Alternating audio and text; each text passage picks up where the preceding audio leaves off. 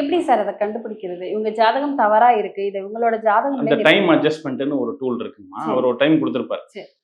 ஒரு ஒரு இன்ஃபர்மேஷனுக்காக சொல்கிறோம். பர்த் டைம் அப்படின்னா முன்னாடியே பழைய காலத்தில் டெக்னாலஜி டெவலப் ஆகிறதுக்கு முன்னாடிலாம் எப்படி சொல்லுவோம், சிரசு உதயம் குழந்தை வந்து பிரசவம் ஆகி வரக்கூடியதாக சொல்லுவோம் இல்லையா. அக்யூரேட் டைம் அப்படிங்கிறது பார்த்தீங்கன்னா அதனுடைய முதல் சுவாசம்ங்கிறது அந்த தொப்புள் கொடி கட் பண்ண பிறகு உள்ளது தான் முதல் சுவாசம்.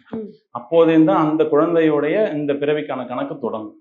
அந்த சுவாசத்துலேருந்து அந்த டைம் எடுத்து கொடுக்கணும். அவங்க 10:38ன்னா 10:38ன்னு கொடுக்கணும்.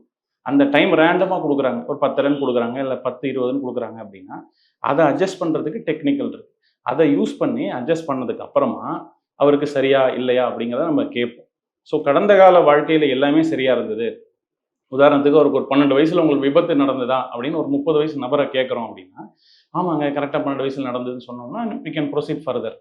இல்லைங்க எனக்கு விபத்தே நடந்ததே இல்லைன்னா நம்ம அனலைஸ் அங்கேயே தப்புன்னு இருக்கும். ஸோ அங்கேயே நம்ம ரெக்டிஃபை பண்ணிக்கணும். ஒவ்வொரு ஜோதிடருமே செல்ஃப் அனாலிசிஸ் இருக்கணும். வந்தவங்களுக்கு ஒரு அதாவது முன்னாடி சொன்ன மாதிரி ஃப்ளூக்கில் சொல்கிறதோ இல்லை ஒரு கெஸ்ஸில் சொல்லி நீங்கள் எல்லாம் நல்லவர், ரொம்ப நல்லவர், தர்மம் பண்ணுவீங்க எல்லாருக்கும் எப்படி சொல்கிறத விட இதில் உள்ள ப்ளஸ் எல்லாம் இது, இதில் உள்ள மைனஸ்லாம் இது, உங்களுக்கு உண்டான ஃபேவரபிள் டைம்ங்கிறது இந்தந்த ஏஜில் வரும், இந்த எல்லையில் வரும். இப்போ பணம்னா ஒருத்தர் கோடீஸ்வரன் ஆகணும் எல்லாருமே ஆசைப்படுவாங்க. உங்களுக்கு கோடீஸ்வரன் ஆகக்கூடிய யோகம் இல்லைன்னு முகத்துக்கு நேரம் அடித்த மாதிரி சொல்லாமல் ரொம்ப அதிகமாக நீங்கள் இன்வெஸ்ட் பண்ணிட வேண்டாம், நிதானமாக போங்க, கொஞ்சம் லாபம் வந்தாலும் பரவாயில்ல, சேஃபாக இருங்க அப்படின்னு கைடன்ஸ் கொடுக்கறது தான் ஒரு கடமை ஒரு ஜோதிடருக்கு.